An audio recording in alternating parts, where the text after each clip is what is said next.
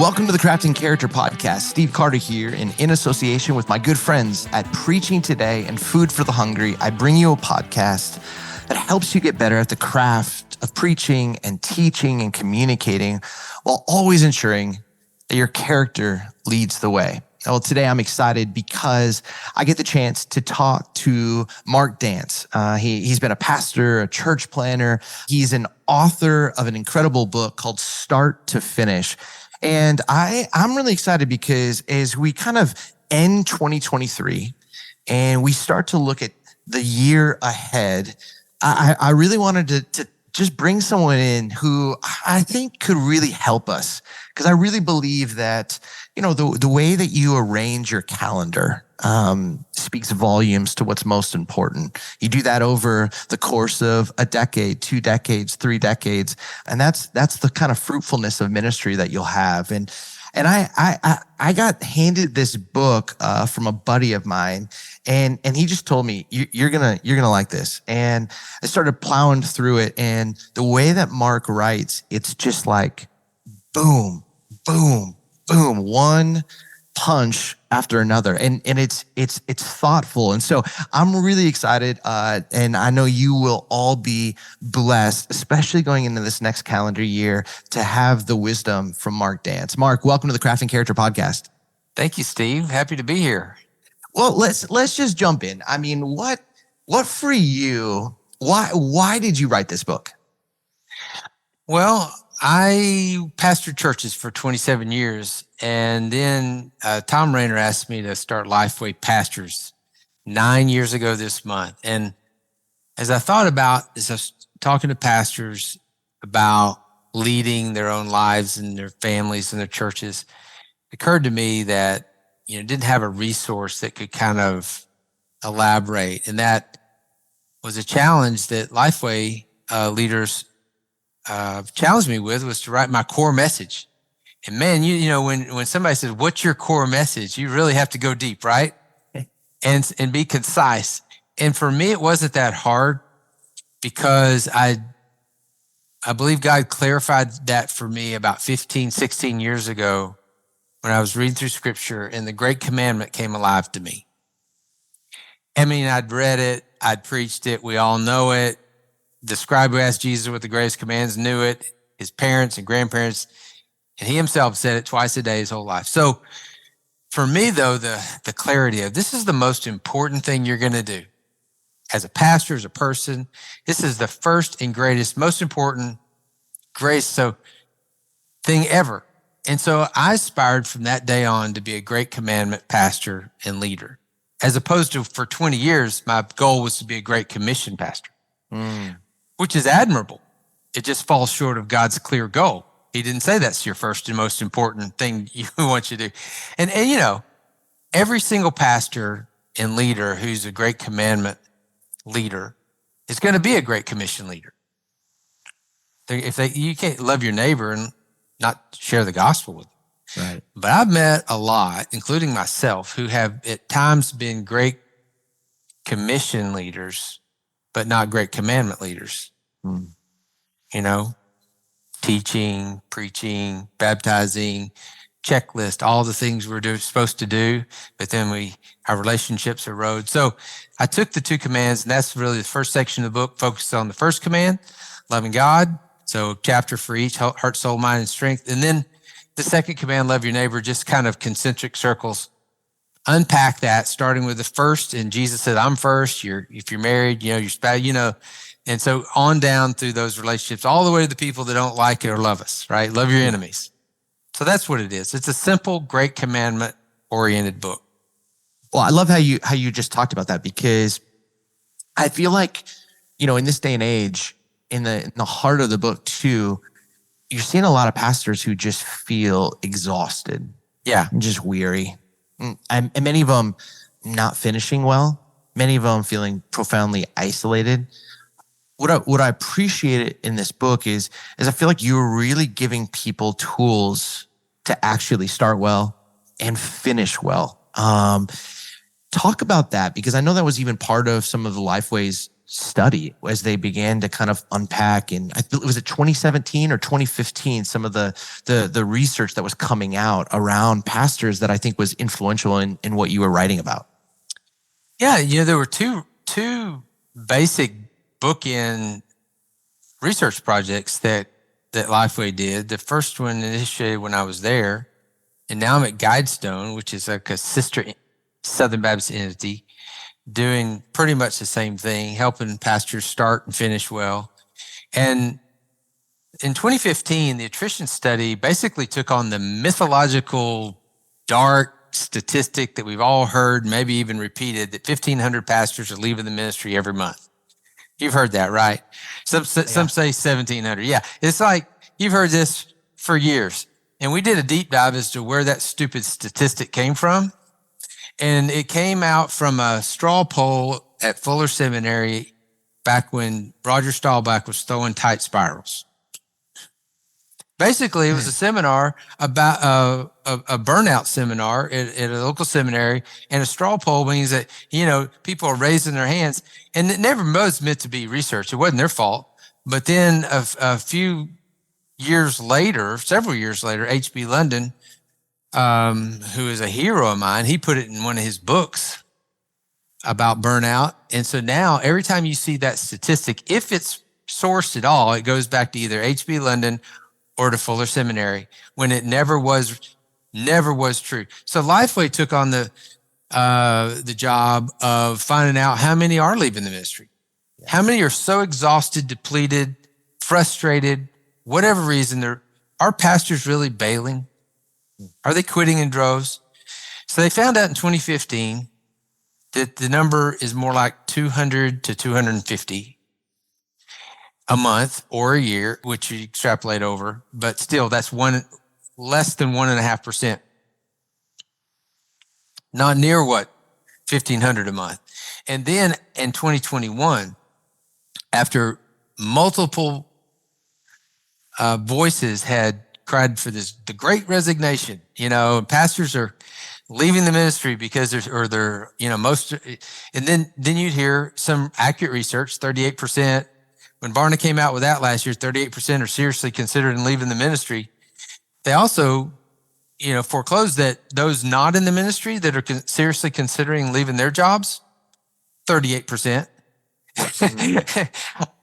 Anybody's been in ministry more than 15 minutes has thought about leaving, So the fact is they did another deep dive study on attrition in 2021. So there's two. You can go to Lifeway Research/attrition and find both of them, that the exact same number, same statistic after COVID as before, which means COVID didn't run off our pastors. There's always going to be pastors that disqualify themselves or quit or whatever, throwing the towel.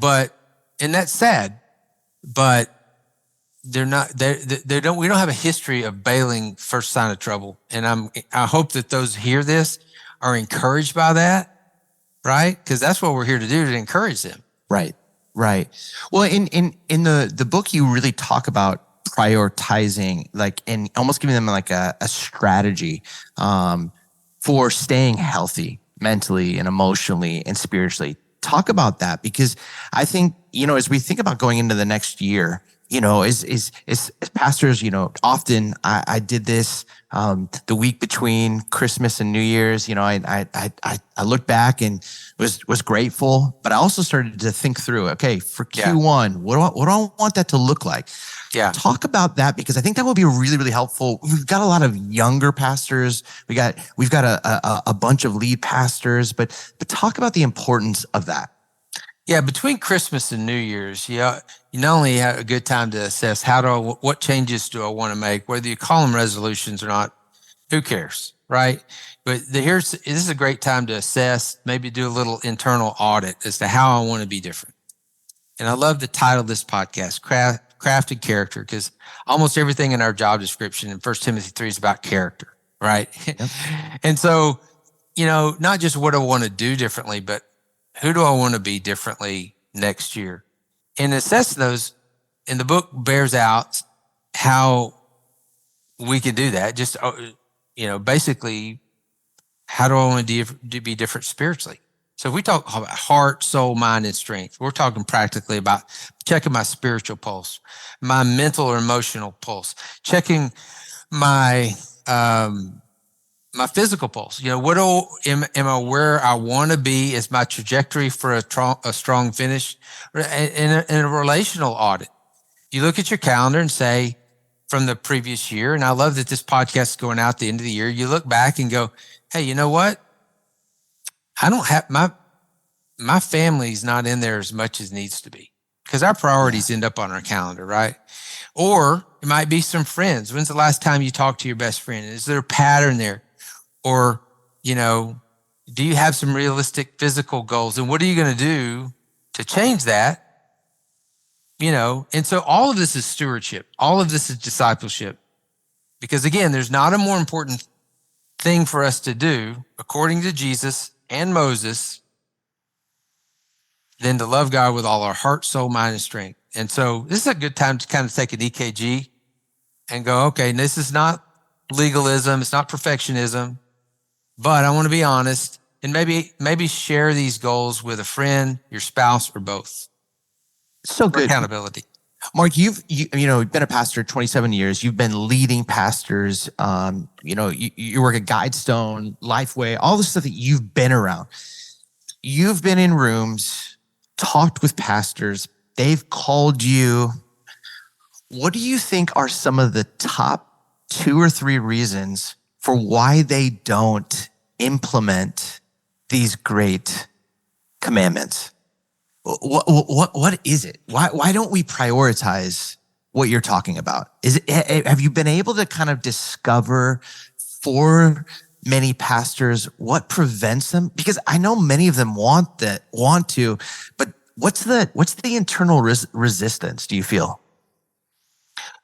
Well, I think one of the big resistance is the Western way we approach Scripture, and we categorize these areas of our lives into a point to where we're like, okay, I'm going to focus on the spiritual. That's the only part that'll matter 1,000 years from now. I think I'm going to actually be responsible for how I took care of the one body God gave me, or my mental health, or my family's mental health. There's too many scriptures about mental health in the Bible where I can't just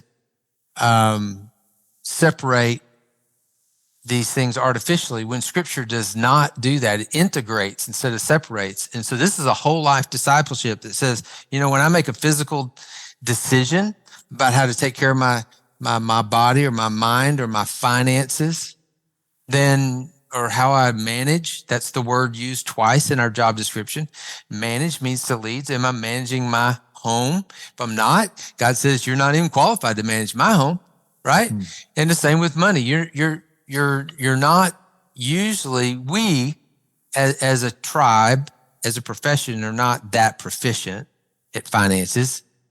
Is that fair to say? I mean, we don't have a lot of educational background at that, but we're not even the most proficient person in our home most of the time, but we are the most responsible person in our home for every dime. And we are the most responsible person in our church if we're the pastor.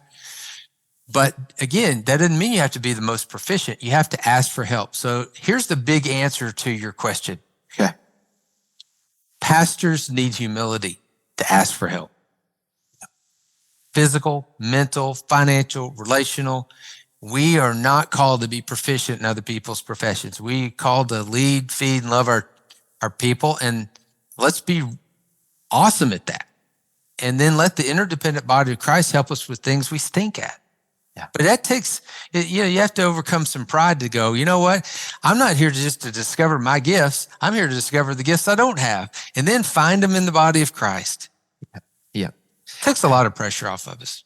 I think the humility required that you are talking about, because there is that pressure to be proficient in all of these areas. I remember hearing about one senior pastor, and he'd introduced the person to his right and the person to his left. And he said, this is my weakness number 1, my weakness number 2. And what he was saying was the person beside him was the proficient one in his biggest weakness of money. And the other one was the biggest proficient voice in strategy, and he's like, these represent my two biggest weaknesses, and they're taking our church so much farther. And I loved his humility in that, but I think for so many pastors, they just can't seem to do that. I think too, relationally, Yes. you break this down, like, get to know your neighbors. Like, even just talked about, like, just a moment ago of, hey, when's the last time you talked to your close friend and had like an honest, like, hey, how's your heart, mind, soul, body conversation with it? Like, I think so many of us are just constantly leading and going, and we might shoot a text. We might be in a fantasy football league. We might, have some moment of like, hey, saw that sermon you did, great job. But it's not talking about what's really going on. And I think to your point, like, man, there's a humility to ask for help and say, man, I need to have this conversation. I need to have that. Talk about that. Yeah. Well, Steve, I hear a lot about pastors in isolation, and that is a challenge, but it's the most preventable challenge I've seen in ministry. Yeah. I started pastoring 36 years ago, and God surrounded us with people. And some listen to this are maybe working a little more remotely than others, but there are people that God has in our church, in our community, other pastors, and now we can reach each other like you and I are doing right now in different cities so easily. Isolation is preventable. It's very dangerous as well because we need people. As a caregiver, it's counterintuitive for us to ask for help from people, but it's essential because it's part of self-care. Self-care is strategic. It's not selfish. It's important. 1 Timothy 4:16 is my favorite verse in the Bible related to what I do. Pay close attention, Paul tells Timothy. Pay attention. It's the second time he tells it. The first time is in Acts 20. Pay attention to your life, he tells them. Both times, life comes before ministry. Yeah. In Acts 20, pay attention to your life and your flock. And in 1 Timothy 4:16, pay attention to your life and your teaching or doctrine. And so we learned about the teaching and the pastoring our flock, but it's schools, but it's the life part that gets us tripped up. That's what gets people in trouble. And so here at the end of the year, like you're saying, say, hey, you know what? It's been, when's the last time I talked to my best friend? Or my top 3 best friends. I ask pastors that all the time at live events, which is just about every week. Who's your best friend? And I've had pastors say, I don't have a best friend, or I used to have a best friend. Or what do you like to do outside of ministry?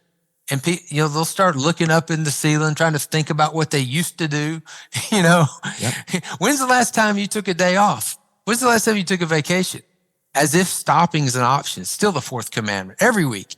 And so we're no better or worse. We have the same marriage and children challenges that everyone else does. The same physical, we need sleep just like everybody else does.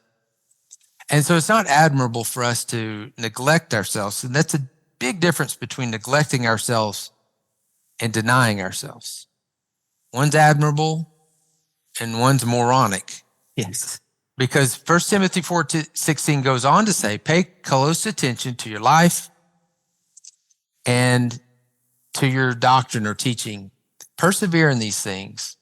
For in doing this, you save not only yourself, but also your hearers. Which means this helps other people when you have, managed the whole part of your life. And again, not to perfection, because it's a grace zone we're in right now, but to go, you know what? I'm at the end of the year, and I'm going to make some changes, some tangible, realistic changes that'll move the needle.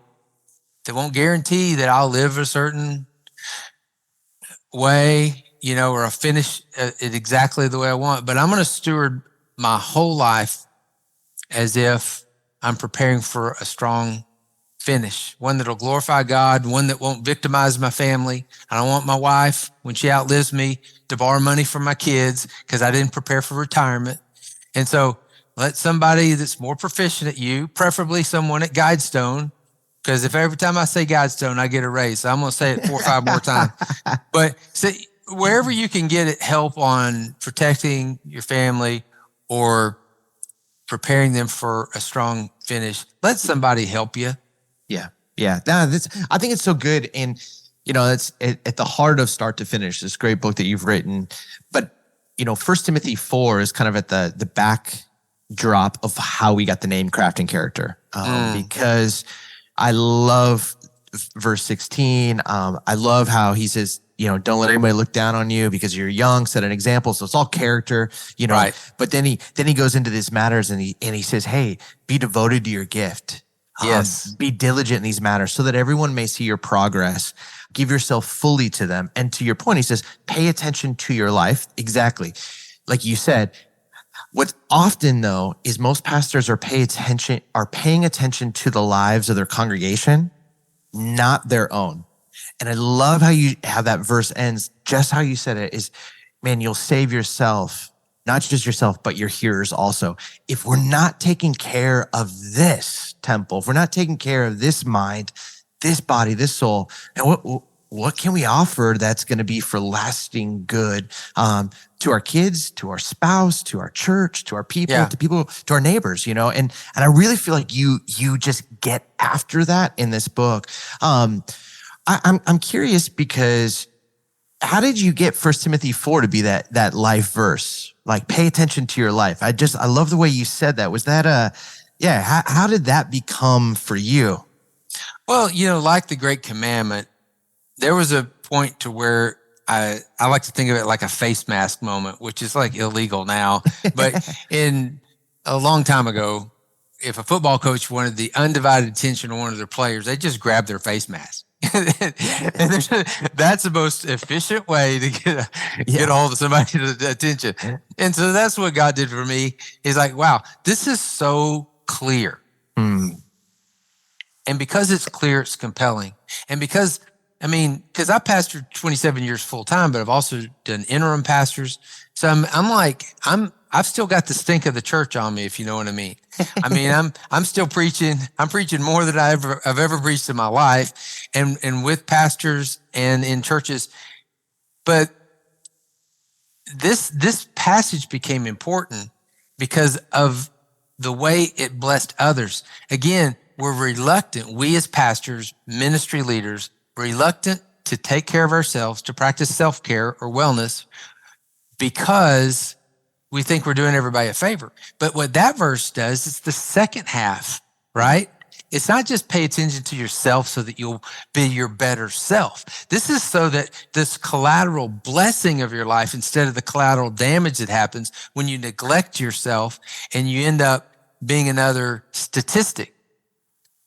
And he's saying, do this not only for yourself, but also for all those people around you.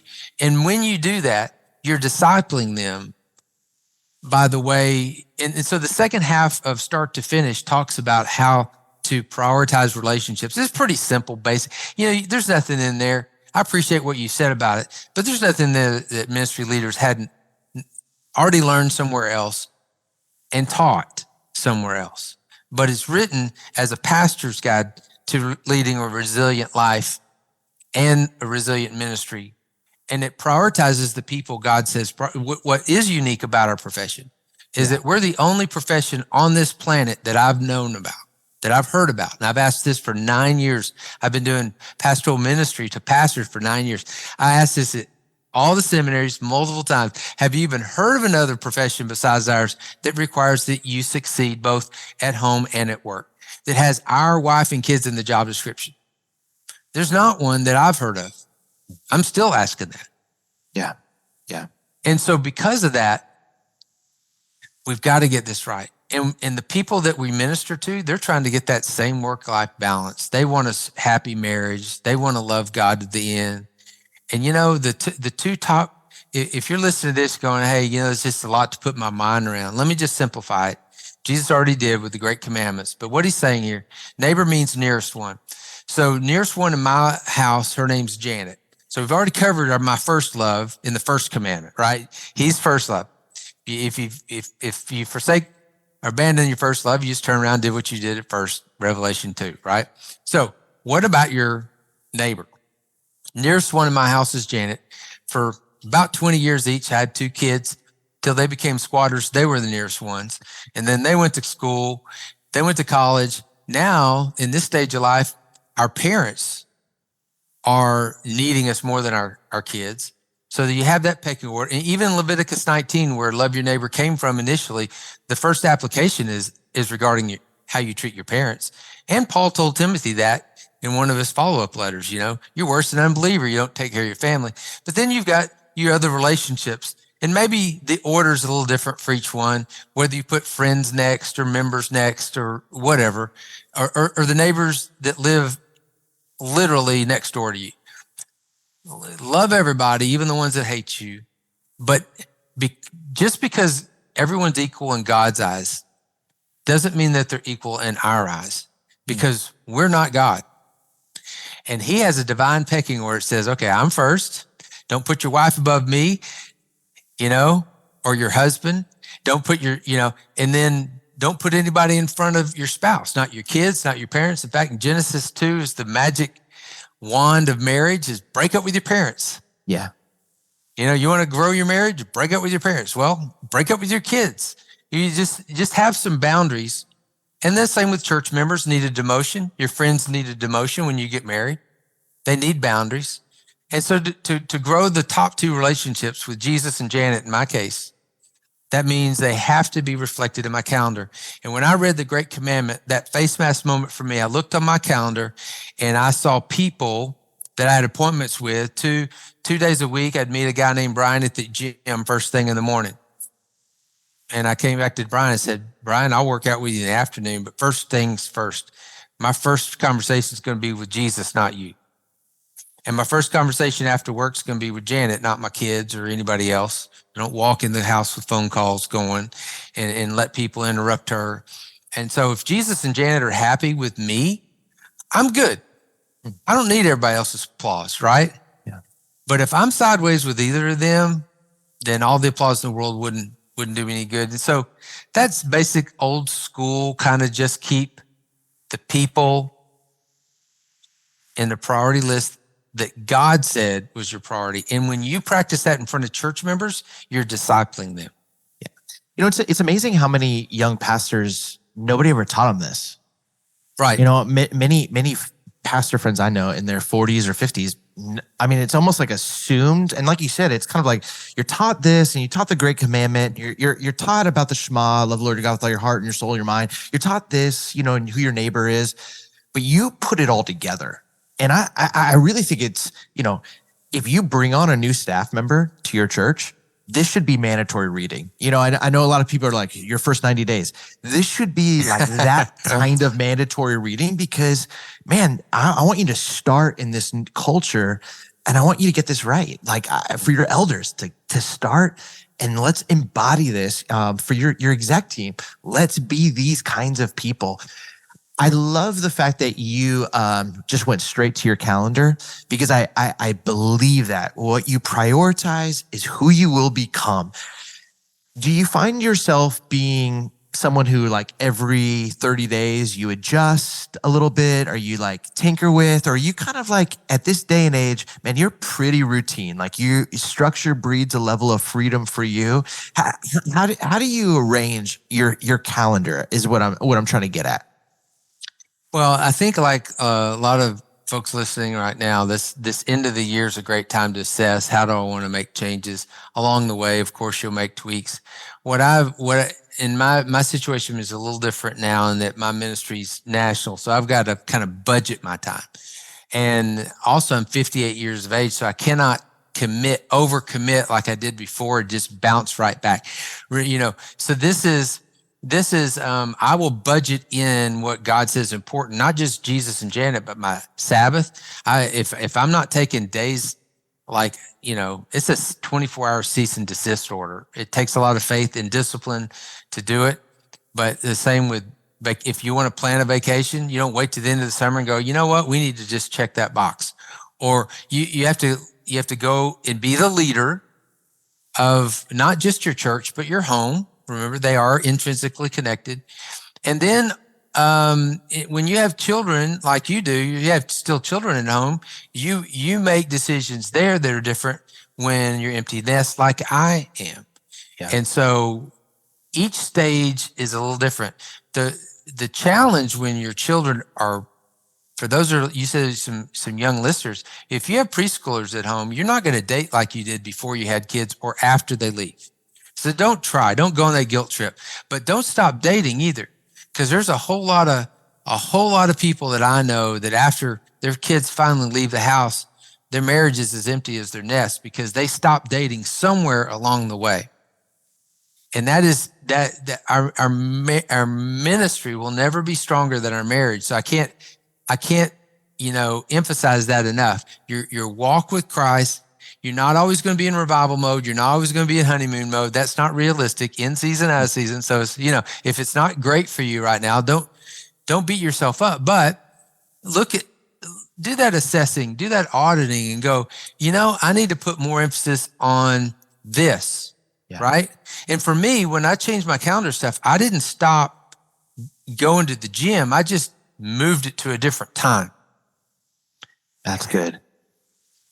So that's that. Yes, I'm tweaking constantly. And to be honest with you, this is a lot easier for me to write about and talk about than it is to practice. All of these things are disciplines. Discipleship's not easy. And so I don't want to make it sound easy. And I don't want you to get stuck if you have a bad day, a bad week, or a bad month. Just get back on it.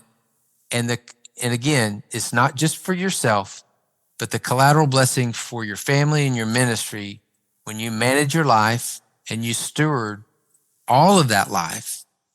Yeah. Well, and I think again, I love just the text that you're using. I love just like the urgency at which you're talking about it though. Because I think again, we're all in this sense of looking at this past year and looking ahead. And I think to just understand like, where are there some friction points in me that I need to ask for help? Yeah. I mean, like it might be with my physical health. It might be with, man, I don't have a hobby.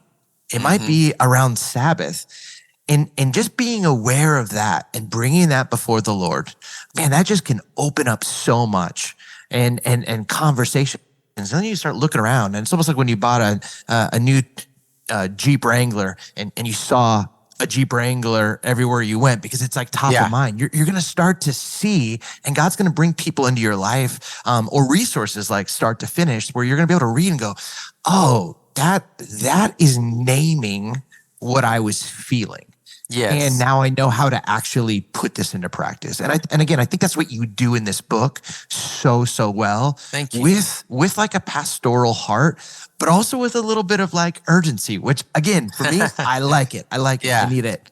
Well, we get energy off each other in this conversation. Hopefully others will too, which, means I think the best way to read something practical like this is with someone who's also in ministry. Right.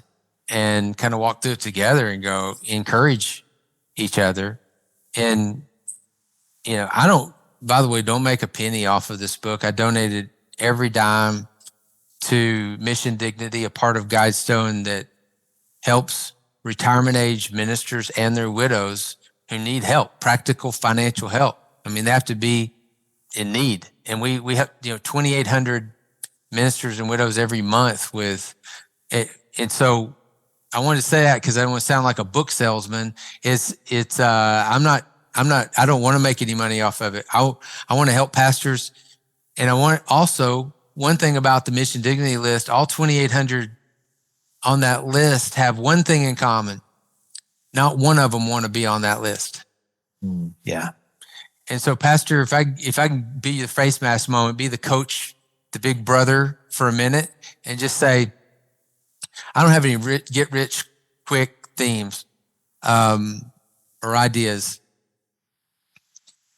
But I think that one of the best things you can do for your family and your ministry and yourself is to have a financial plan to finish well. the very last thing Paul told Timothy, he said, I want to finish the race God gave me. You're familiar with that, Acts 20. You read all the way to the end. So I'll never see you face to face again. They start crying, which is awkward. 3 times it mentions they're crying. The last thing he says to him before he gets on the ship, 3 verses he commits to financial independence. He says, have a plan. My plan was I've supported myself and my team so as not to be a burden. And I want to be like Jesus, who said it's more blessed to give than receive. And he, by the way, he's taking an offering to Jerusalem. They're reading him Miletus because he wants to make it in time for Pentecost so that he can bless them. He says to basically end as a giver, not a taker. Yeah. And I don't know how many pastors I talk to don't have a retirement plan or post-vocational ministry plan that last season. And most of the time their wives are going to outlive them. So just begin to develop a plan, get somebody to help you so that you'll end your ministry and your family will as a generous giver and not just another victim of, either poor management or lack. It's really churches. I know we're not in this because it's a lucrative profession. Right. However, if they paid you more, would you manage it better? And so it's really up to us. If you're the pastor, you're the equipper, you become the one that's most responsible. So think about that this year as you go into next year. Do I really have a real budget, or is just kind of one of those drafts that I've always thought of doing? And do I have in that budget something that is going to grow? I want to get on the right side of compound interest. And I did that at 22 when I went to seminary right out of college. I charged something I couldn't afford, and I talked to a Guidestone guy. That was a long time ago. It's 37 years ago. It was 1986. And he said, if you just save some each month and you live within your means, this is how it's going to look towards the end of your ministry. And I was like, that makes sense. So the last time I charged anything I couldn't afford was 1986 because I listened to some guy. I don't know his name. I don't remember what he looked like. I was just like, I listened to him. Yeah. It's like, that makes sense. I'm going to get on the other side of compound interest, right? Let's break this pattern. And God's blessed that. Wow.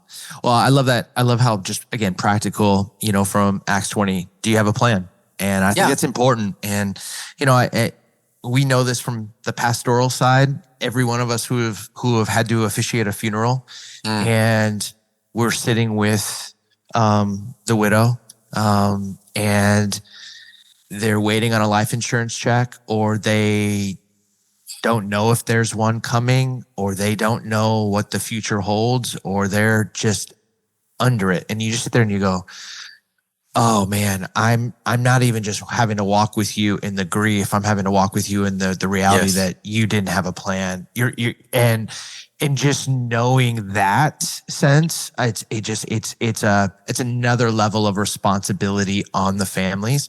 Yeah. And I know for so many of you pastors, like, you don't have a plan.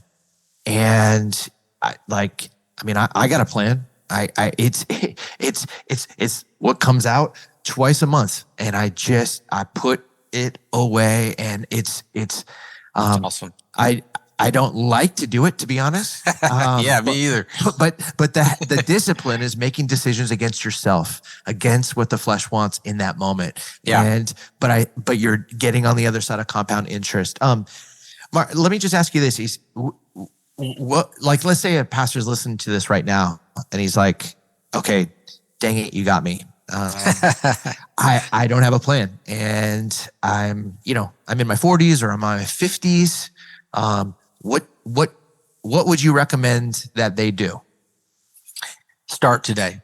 Okay. You can't undo anything. Just start now. I don't care how old you are. The average age of the ministers that come to Guidestone for financial help is 42. And we can't catch you up.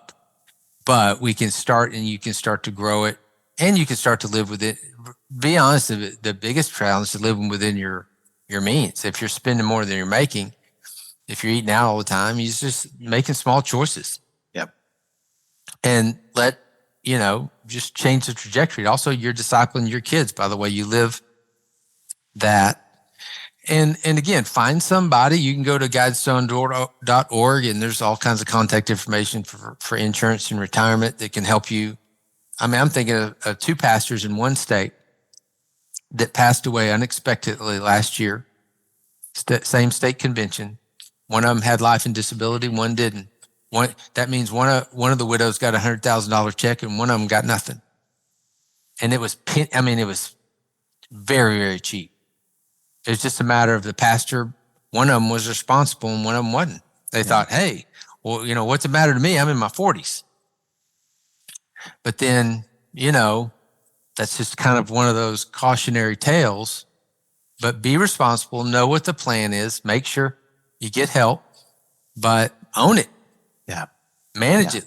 The word manage is translated lead in Romans 12, one of the spiritual gifts. It's the same word.